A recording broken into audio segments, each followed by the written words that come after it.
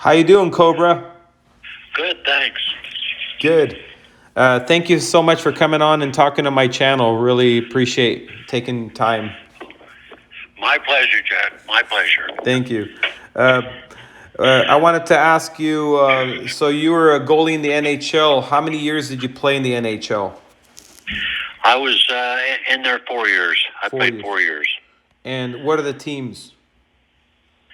I played for the Oakland Seals, California Golden Seals. It had a bunch of different names.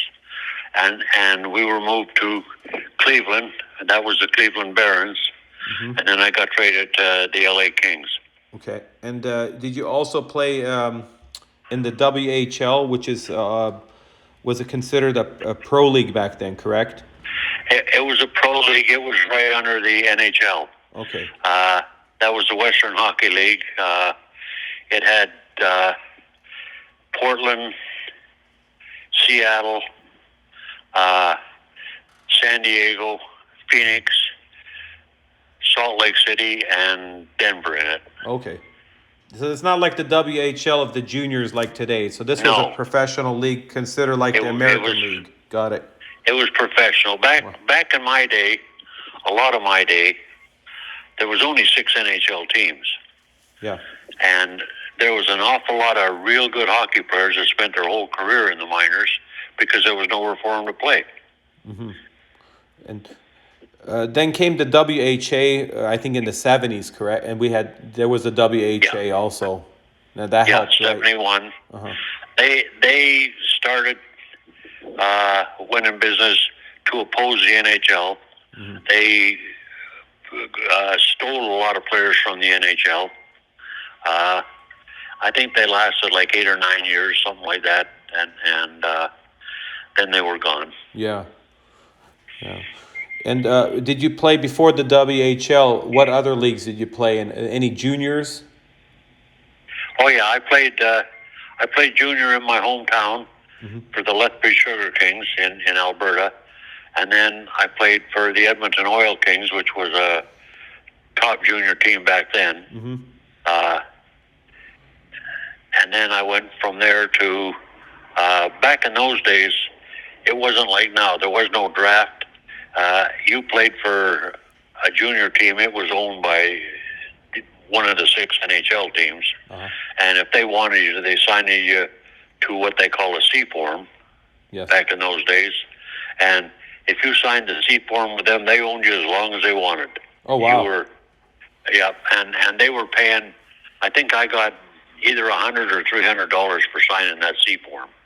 Wow. But you know, if you wanted a career, and that's what you did. So that's how Bobby Orr made it, right? Bobby Orr was signed by the Bruins, and he was Oshawa General. Okay, got it. Yeah. Okay. I kind of like that better because then everybody gets seen. Because what's happening, when they draft players, they only draft a certain amount, and not everybody gets a chance.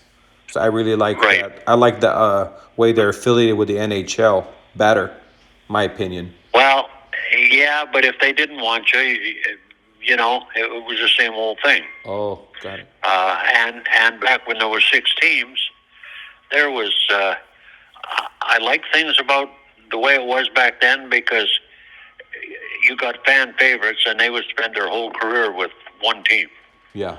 Like Detroit or Chicago or Montreal or Toronto.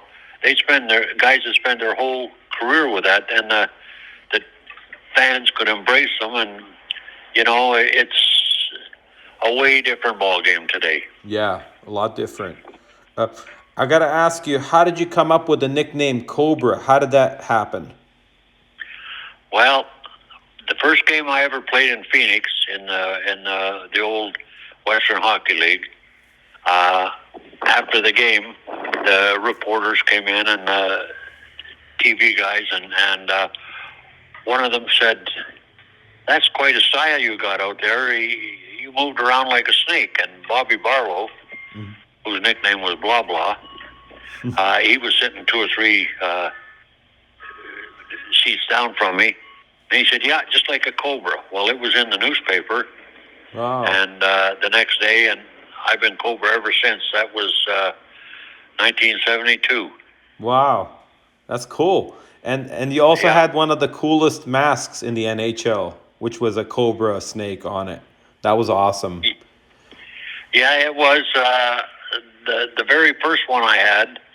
I was playing in Phoenix because back in those days, none of us wore masks, and Wow. and they were just getting. I've told people for years I wasn't born looking like this. You know, you get your teeth knocked out and you fracture your cheekbones and Yeah. stuff happens. You get a bunch of stitches and then they started wearing the mask. Jacques Plante started wearing the mask, and it just it grew from there. And pretty soon everybody was wearing one. And the mask, the original mask, like the Cobra mask, and that, you still got a concussion because it still hit your head. The puck still hit your head. But what it didn't do was it didn't cut you. Okay. But you can still So feel therefore, it. they did. Oh, you bet you feel it. Wow. But they then they don't need to. You know, back in the old days, there was only one goaltender dress, so they'd have to hold up the game while you went off and got stitched up Wow. and go back, and then they started having backup goalies, which is a good idea. Yeah. But it was a lot different back then. There was guys that shot the puck real hard back then too. Yeah. There's probably more today with these sticks are terrible. They can't pass with them. I mean, they can't catch passes with them. I talked to a guy that plays, and he said that the sticks are so light that the puck hits them and bounce off. Yeah, I've heard that too. And you see that a lot. The skates. I watch hockey, and people fall with nobody around them. Yeah. Over and over and over again, and so I asked somebody about that, and they make the blades different now. You can take a blade out and put a new one in. Yeah. And you see some guys on the ice breaking or losing their blade. Yeah, seen that happen too. But the guys were telling me that the blades are not as long as what they were. And I don't mean from back to front. I mean from top to bottom. And there's plastic on them, and that's when they turn too far, the plastic hits the ice and they fall down. That's why they fall. And they can't bend their knees more. With the new boots, they're very stiff. So a lot of people had to adjust from the leather skates. It was a big difference. Oh, okay. So there's it's like a cast. It's like a ski boot almost. That's what the new ones are like. And that's they're trying to make the adjustments on them. The companies are, but it's still not like leather skates. Yeah. Yeah, I still like leather skates. I gotta ask you. So how many years did you play without a mask? When was the first time you wore a mask? Like when you played without a mask, right? Yeah. Wow. The first time I wore a mask, I was playing for San Diego in the Western League in preseason, and Johnny McMillan, our team captain, came skating out with my mask. Wow. And I said, I don't want that, Johnny. I don't wear that in games. And he skated back with my mask to the bench. He came back out, and he said, Max McNabb, the coach and GM, says, you're not playing without it. So that's the first time I wore it. Wow. But I guess I really started wearing them when I got to Phoenix. And was it hard to adjust? Like, because vision was everything, right? Well, it was. What was hard to adjust was back then they didn't make the eyes big, the eye holes, and it was bad on rebounds because you'd stop the puck and it'd go down. You couldn't see where it was because the mask was in the way. But then we all got files and started filing the holes bigger. And then when we got new masks made, we got them made bigger, the holes. Yes. So we adjusted. Yeah. As far as the shooters go, who was the best shooter that you ever faced, or the hardest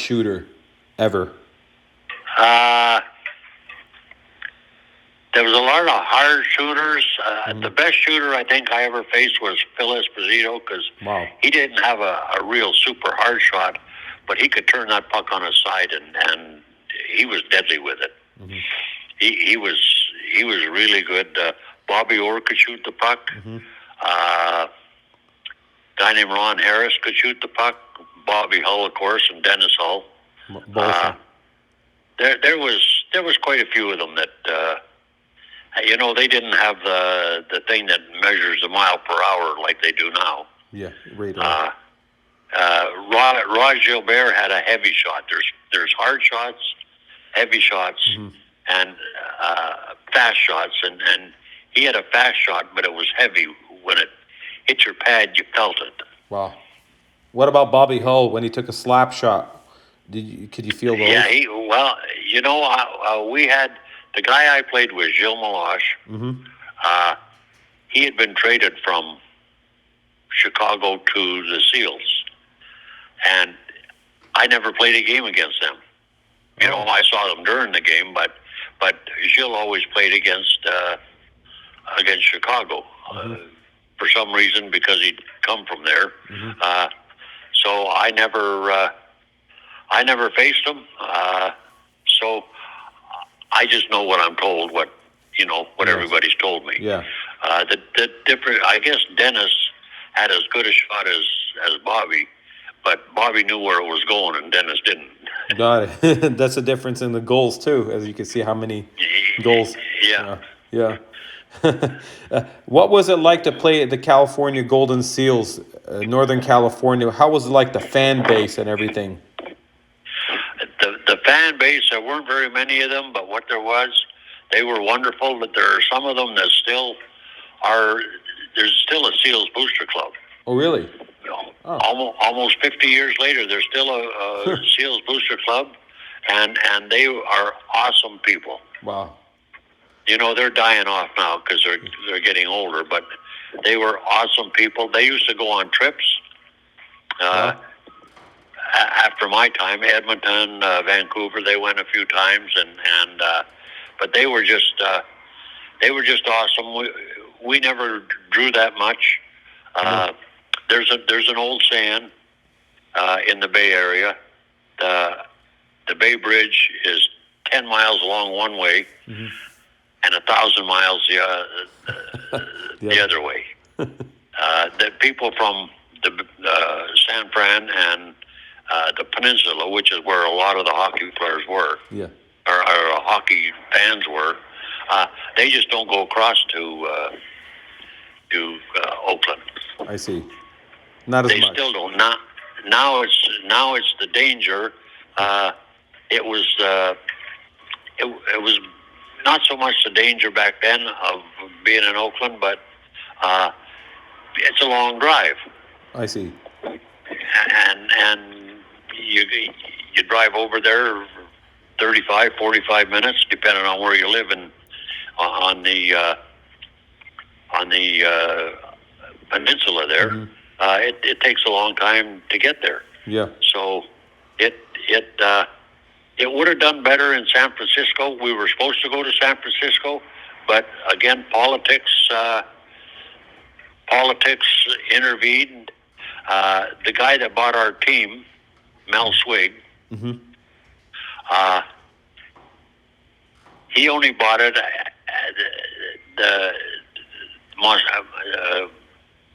I forget the guy's name. The mayor of San Francisco. Mm-hmm. They were the most powerful, richest family in San Francisco. Was it the Gettys? No. Was that? Was it the Getty family? No. It's right on the tip of my tongue too. But anyway, they were powerful, mm-hmm. And then the third richest family, from what I heard, was the Swig family that owned a bunch of hotels all over the country. That they owned the Fairmont mm-hmm. system. Anyway, they were the third, and they were good friends with the guy that was the mayor. And the deal was that the Mel Swig was going to buy the team from the league Yes. only if he could move it over to San Francisco. Yes. Because it would have gone there, and this the mayor at the time went into this meeting that they had because Mel only had one day to say whether he was going to buy it or not. Yes. To the NHL. So the mayor walked into the meeting, and there was like 15 people or something, and he asked if they'd come to a decision, and they said, we're going to take 2 or 3 weeks, and we're going to discuss it and vote on it. And the mayor said, you're going to vote today, and you're going to vote yes. The man needs to let the NHL know. So they voted that day, and they voted yes. So Mel got the team. Yes. The following November, there was an election, and Alioto, that was the mayor's name, Alioto. He retired. He didn't run. So a guy named Mosconi ran, and Mel's family backed Barber Gelata, the guy that was running against him. Well, Mosconi won, opened up that thing on just a technicality, and they voted against it. So now Mel's got a team, and nowhere in the Bay Area to put it. Oh. And you know what's sitting there now where that rink was going to be? What? Mosconi Center. Oh, really? Yeah. Huh. But I was over at Mel's office at the Fairmont one day when all this was going on, and he took me into his conference room, and he had a big long table, and he had this thing on it, and I said, "What's that, Mel?" And he said, "That's your new office." It was the rink that, you know, it was a scale model, and I said, "What are those businesses? What are those buildings on the side?" And he said, "Well, on the one side there was some high and some low." He said, the tall ones. He said, on that side they're going to be businesses. On the other side they're going to be apartments for rental in that." And I said, "Well, what are the small ones?" And he said, "Well, that's going to be retail businesses." And my partner, Leonard Shapiro, he was the PR guy for the Seals. Yes. He and I had got into a business. We bought our first pizza parlor. Oh, cool. And then, but it wasn't long after that they announced the team was moving. Oh, man. But we were in the pizza business for 28 years. We ended up with quite a few of them. But anyway, I said, "Well, yeah, are some of those going to be restaurants?" And he said, "Yeah." And I said, "Would you have any problem with one of them being a pizza parlor?" Leonard and I are in the pizza business, and he and Leonard went to the same synagogue, so that was so. But Mal said he stuck out his hand. We shook. He says, "If this thing goes through," he said, "you got a deal." Wow. So then I said, "How many nights are you think you're going to be rented out?" And he said, "Probably 287 the first, and the second year up to 345. And I said, "Would you have any problem with that pizza parlor catering to those events?" And he said, he stuck out his hand again. He said, "If this deal goes through," he said, "you got a deal. You and Leonard can." Oh, we would have made a fortune. We would have made a fortune. Yeah, good location. We wouldn't have had to open up 34 other restaurants. We could have just done that one, and that would have been awesome. But you know, it never came to fruition. And the funny thing, I was teaching a hockey school over on the peninsula, and I'm driving over in the morning on the San Mateo Bridge, over to the peninsula, and I heard on the radio, well, the California Seals have announced they may be moving.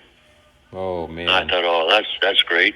And it said the announcer said, yeah, the spots mentioned are Miami, and I thought I'd never been to Florida. I thought that might be all right. Yes. Louisiana. Oh, wow. I'd never been there. Still haven't. Been to New Orleans. I've never been there. Yeah. Denver, and I thought that'll be all right. I played my first professional game in Denver. So you've been there. And Cleveland, and I said it'll be Cleveland. I'd been there in the American League. I said it'll be Cleveland, and so I do the hockey school on the peninsula. I'm driving back over to Hayward, where I lived at the time, and I hear the California Golden Seals have announced they're moving to Cleveland. And I thought, yeah, I knew it. You knew it already because I knew it. Hockey history. Oh, it was horrible. The truck drivers back in those days called Cleveland the mistake on the lake, and it was no lie. I remember the first time we skated on the ice, there was a bunch of dead flies in the ice. Oh. And one of the guys said, "What the heck are they?" And I said, "We're in Cleveland. They committed suicide." So was that a better fan base in Cleveland, would you say? I mean, did they know hockey? They didn't know any hockey. No, it was the rink was 26 miles out of town. It was one lane each way. Ooh. It took a long time to get there. The 2 years the Barons, they changed the name to the Barons. The 2 years the Barons were there was the two worst winters they'd had in 20 years as far as snow and that. And it was 26 miles out of town. It was horrible. And I remember I held out because I had a clause of my contract for renewal. When I signed my first one with the Seals, I had an option to renegotiate after 2 years. So I didn't go. I missed the first 10 or 12 days of training camp because I was holding out. Yeah. And I went on a radio show back in San Francisco. And one of the questions the announcer said, well, the general manager of the Seals, now Barons, has said that there will be a 12 to 15 point difference because of the travel. And I said, which way did he say? Yeah. Up or down? And he put his hand over his mouth and laughed, and he said, what do you mean by that? And I said, look, you got the Bay Area, which back then was beautiful. It's not anymore, but it was beautiful back then. I said, these guys finish practice in Berkeley or Dublin, wherever we practice, and they go golfing or they go over to the city or they got stuff to do. It's beautiful. I said, what are they going to do in Cleveland, 26 miles out of town? Yeah. Throw snowballs and build snowmen? I said it's a mental thing to go from all the beauty that there was back in those days in the Bay Area to 26 miles out of Cleveland. Yeah. And they had, and I think the numbers back me up, they had less fan base in Cleveland than we did in the Bay Area. Do you think it's because of the travel on that one-way road? Well, that was a lot of it, and who wants to drive 26 miles in the middle of winter? You know, I lived, Gilles and I and some of the guys bought houses in this little town that was about 8 miles away from the rink, and it was a nice old-fashioned. It reminded me of around Boston. It reminded me of that kind of a place. That was the last place I ever saw a soda jerk serving sodas in a pharmacy. Wow. But that wasn't a bad little town. But it was just it was horrible. The fans didn't pick up to it. I think they had basketball there later, and I don't think it lasted either. I don't know because I don't ever watch basketball, but I don't think anything lasted out there. Yeah. I remember a funny story. Jerry Cheevers. Yes. After we moved to Cleveland, Cheesy had played there for 3 years in the World Hockey Association. Oh, that's right, the Crusaders. So we're skating around in warm up, and Cheesy said, "Hey, Cobra," he said, "how do you like Cleveland?" And I said, "Screw you, Cheesy." And he said, "One thing about it, Cobra," he said, "the Russians will never bomb Cleveland." That's funny. But it was just not a good time, and fortunately I got traded. That was kind of a funny situation too. We didn't have a good team that year. The year before, the last year in Oakland, we were improving big time. We got Dennis Marook, and we got Ralph Klassen. We got some good hockey players, and we were going to improve. We were up in the standings from the year before, and then it all fell down when went to Cleveland. But it was Cleveland to me was a nightmare. But we played this game. We're playing against Boston, and Gilles was playing, and we're ahead like 4-2, I think, with 3 minutes to go in the game or 4 minutes to go in the game, and they score about 4 goals. None of them are Gilles' fault. Second, third rebounds, none of them his fault.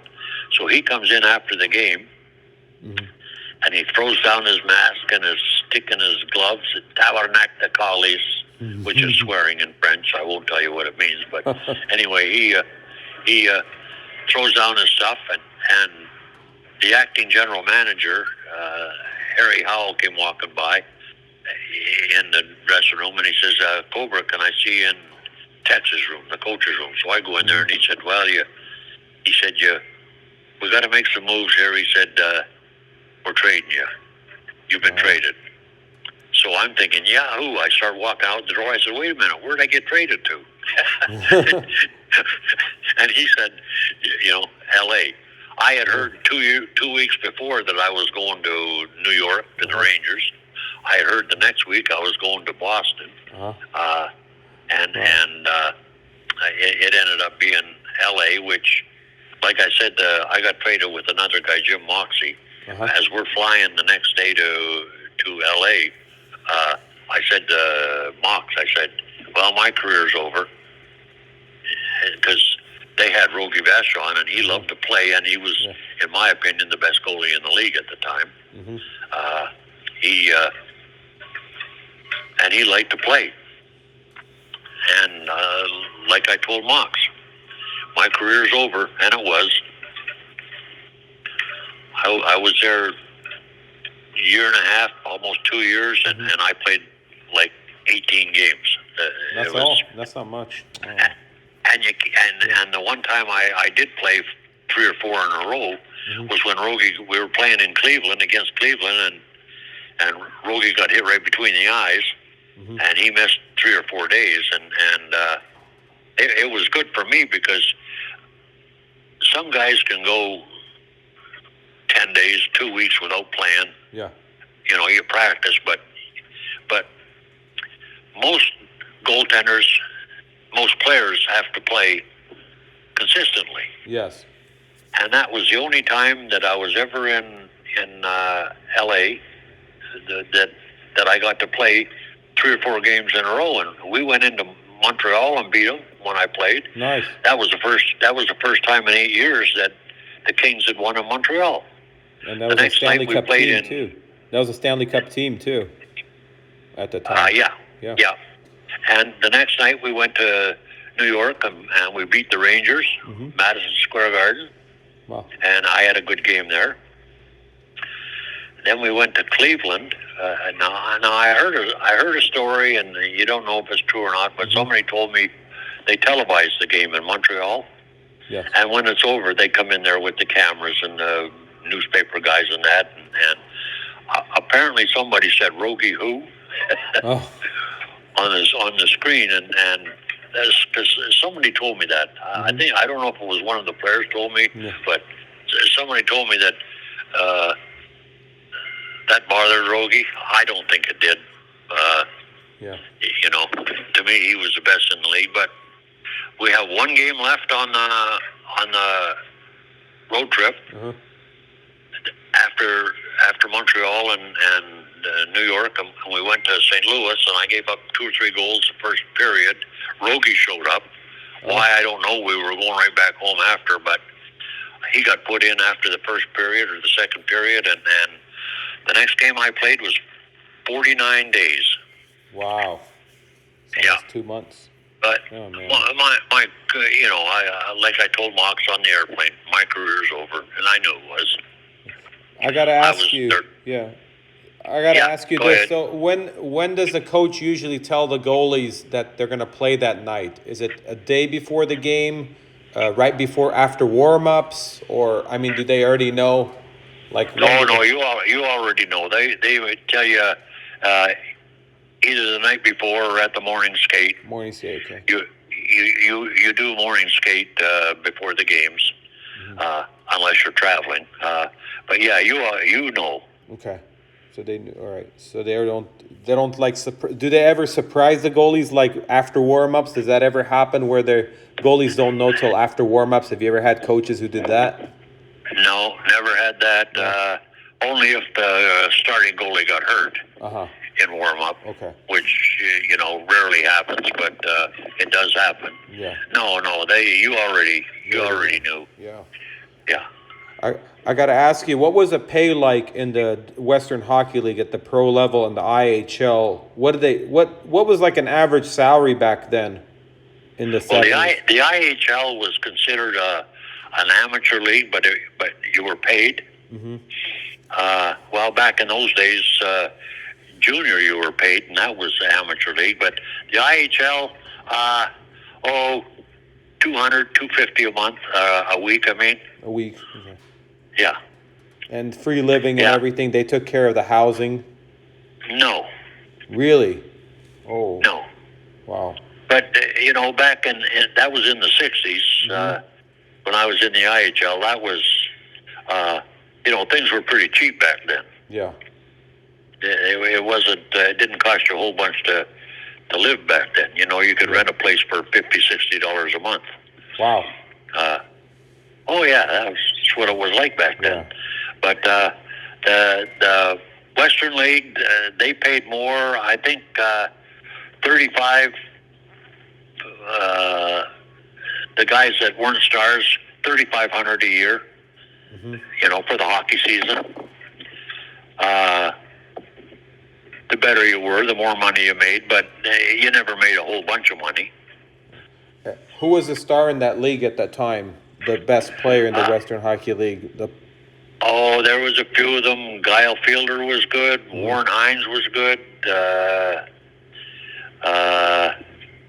Jerry Goyer was good. There was quite a few, and a lot of those guys were in their 30s at the time, and they had been stuck there because there was only 6 teams in the NHL. Got it. Wow. And they should have been. Guile Fielder, he played a few games for Montreal. He made more money playing for Seattle, which he played for years, than he did in Montreal. Really? So he went back to Seattle. Oh, interesting. Well, I thought the NHL would have paid the most. Yeah. Well, they did usually, but Guile was there used to be a joke about Guile. He was a tremendous playmaker, and they used to say he'd go in on a breakaway and look for somebody to pass to. It's a passer. I got to ask you, in the NHL, what was the average at that time? We're talking 70s, mid-70s. You know, it's hard to know because what they told us back then was, all right, we'll sign you for this, but don't tell anybody. So nobody ever told anybody what they made. Really? Gordie Howe, Yeah. Gordie was a great guy. I know him personally. He was a great guy. And his wife, Colleen, was a good businesswoman. Gordie was just a nice guy, like a farm boy. And he'd go into, and I heard this when I was in the Detroit chain, he'd go into the general manager's office and just sign the contract and say, pay me what you think I'm worth. Wow. And they were giving him like $25,000. They gave him $25,000. This is a story I heard. Well, there was a couple other guys on the team that weren't near as good. They were good, but not near as good. They were making $35,000. Really? Huh. Yeah. Yeah. Oh, that's how hockey was. It was us against them. No agents, right? No, well, not at that time. No. And the agents. I remember a hockey school I used to teach in Medicine Hat, and I was in my 30s when I was teaching it. A friend of mine owned it, so I'd go up there to Canada to run it for him. And there was a bunch of guys that played in that hometown, Medicine Hat, in that town. Tommy Lysiak, Lanny McDonald, Gassoff, Brad McCrimmon. There was a few guys that had played junior there, and so they were the ones that were working for me and the guy that owned the hockey school. It was it was I forget where I was going with that, but I was going somewhere. Oh yeah, the agents. Well, yes, the agent. There was this guy from Long Island. I don't remember his name. Yes. He ended up going to jail, but he came to town and talked to all these guys, and I told him, don't sign with that guy. That guy's crooked. He's no good. But they did. I think Tommy Lysiak lost like $250,000 to this guy. Some of the other ones. The only one that listened to me was Lanny McDonald, and he went with Eagleson, which was turned out to be just as big a crook. Yeah. But anyway, that guy in Long Island, ended up getting 4 years in prison. He got some of those players for a good amount of money back in those days. Terrible. Oh yeah, it's just these kids are farm kids or high school kids, and they don't know about this stuff. And this smooth talking agent comes in and says, I'll get you this and I'll get you this, and you pay me 10%, but I'll get you this. I'll be good for you. And a lot of the parents didn't know any better. Yeah. They thought the guy knows what he's talking about, but I haven't heard of crooked ones lately, but I know back in those days, Eagleson, he went to jail too. He stole a bunch of money from the Players Association. Yeah, I heard about that. And I didn't like him. I hired him early on before all that stuff. And when I was holding out going to Cleveland, I had him, and he said, I saw the general manager last night at a preseason game. He said, and he knows that I'm looking after your interest. He said, he wants you to go to training camp. And I said, I'm not going. I have an option to renegotiate. I'm not going. He said, well, I'm advising you. You pay me to advise you. I'm advising you to go to training camp. And I said, I go to training camp, I'm going to get, and I get hurt, I'm stuck with the money that I made last year. Yeah. And I said, I'm not doing that. And I said, I want, I'm not going. And, well, Eagleson had an ego as big as California. He had a huge ego. And so I know what happened. He got off the phone and he said, well, the hell with this guy, not going to do what I tell him. So the next day I get a phone call from his second in command. And he said, what'll it take to get you there? And what it, And I said, I want it in writing that I'll go, that if I get hurt, I get so much a year. Mm-hmm. And he said, we'll get there and negotiate. I said, no, I'm not leaving until I get it.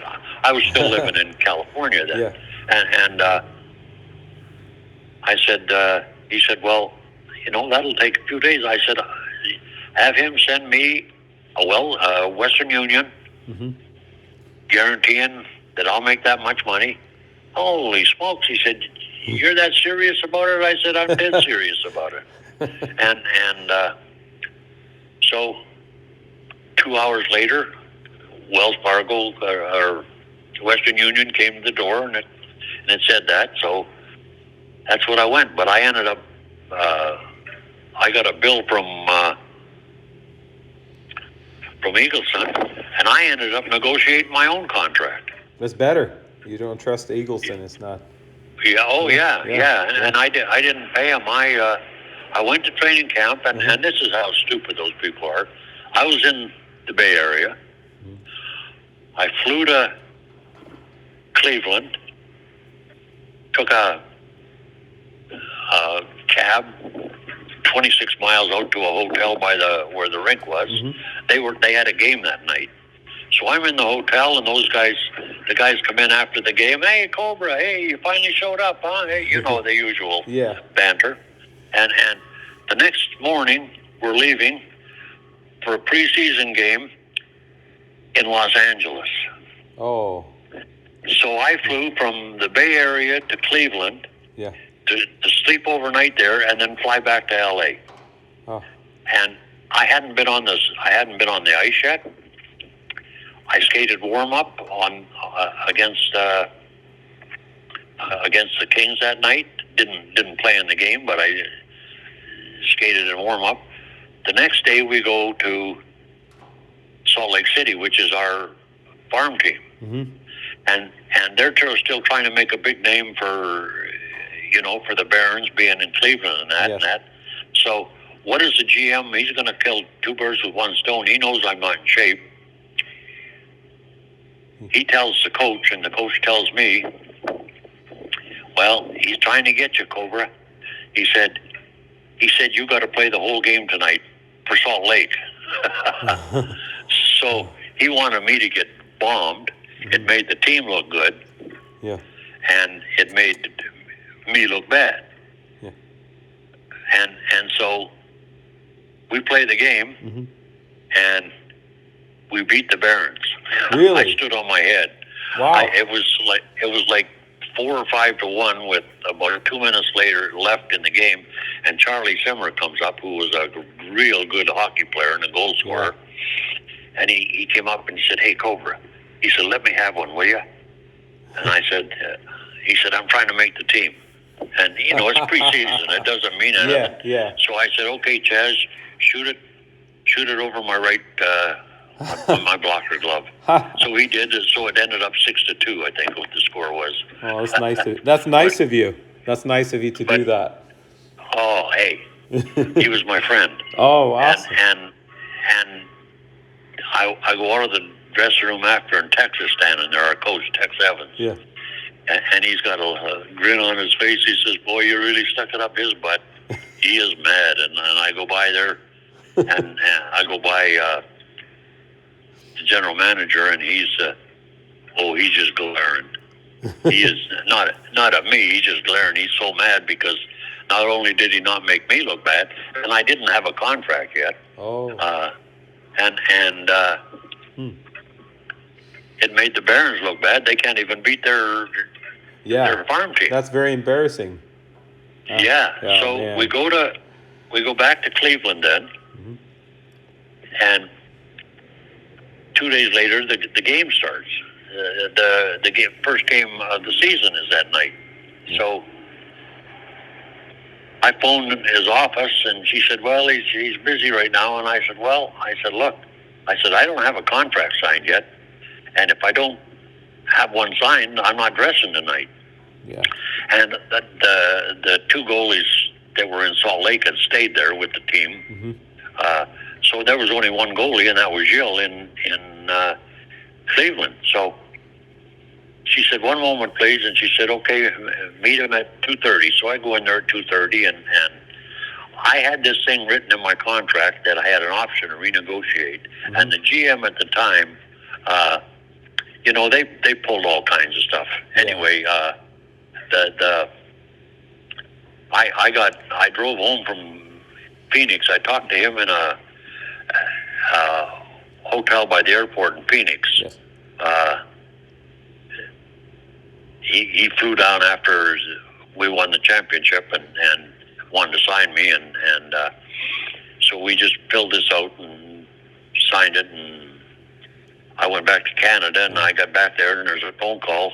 Hey, come on down and see your new area where you're going to live. So I flew down to the Bay Area, and he said, this one here we can't sign till we can't do till after August 1st because you're still property of Phoenix Roadrunners, and it'll be.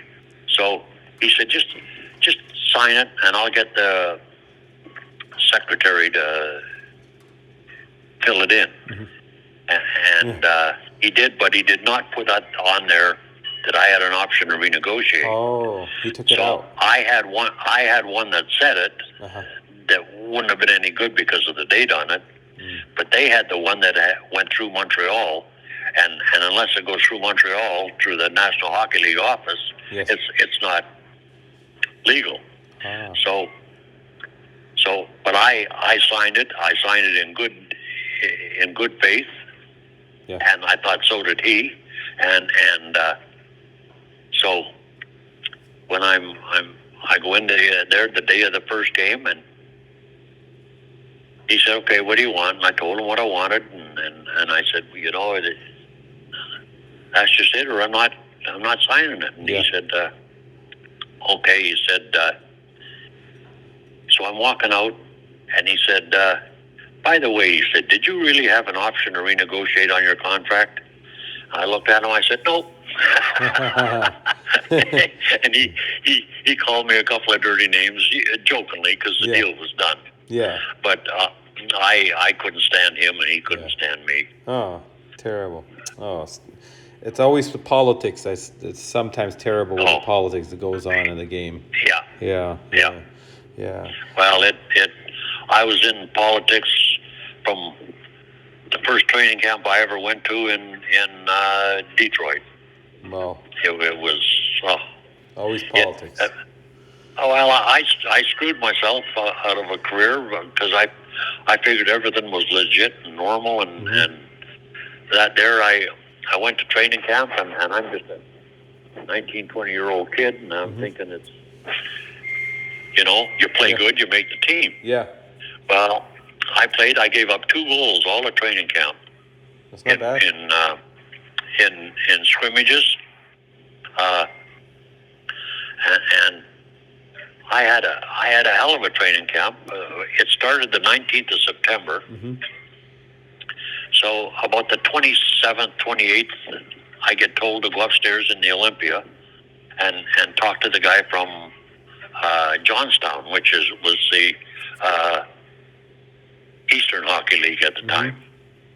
And matter of fact, Johnstown's where they made that movie with Paul Newman in it. Slapshot. Yeah. Yeah. Yeah, that's where they made it. Anyway, so I told the guy, the general manager, he got a phone call, so he's back talking, and I look, that list was made out September 1st.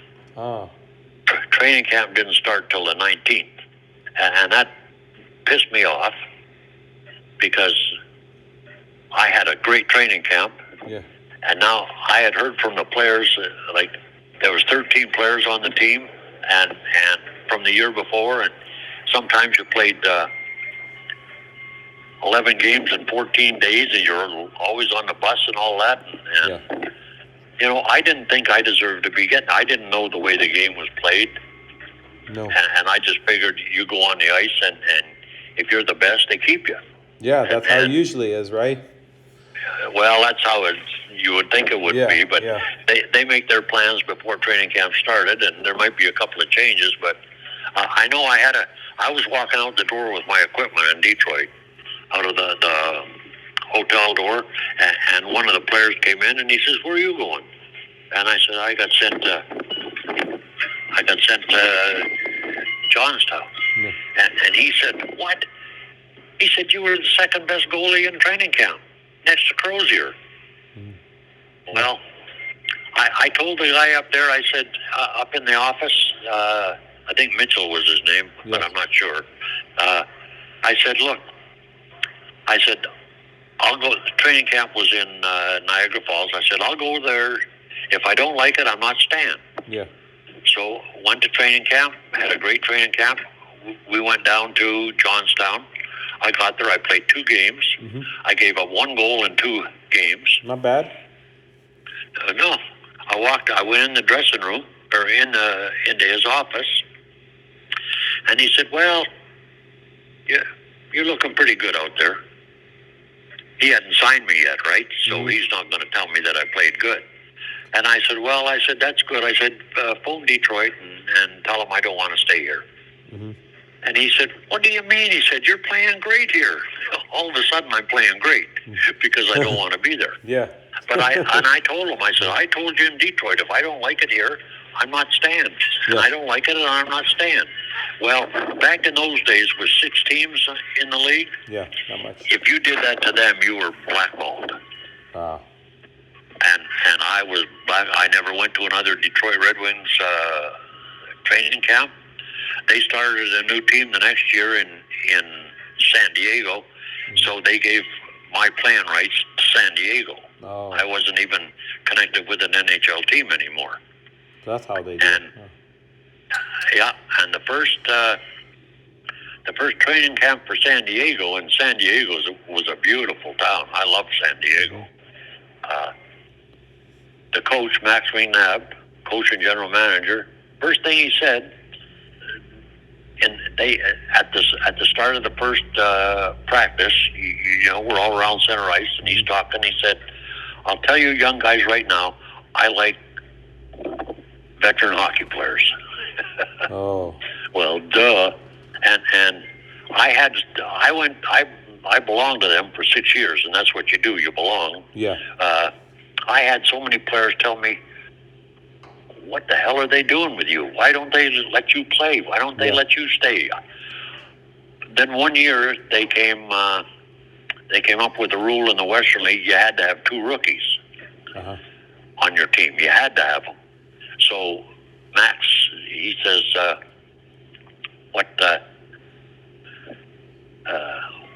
he said to himself, I bet, "Well, might as well make one of them a spare goalie, because you're never going to play anyway, and that'll take up one of the 2 rookies."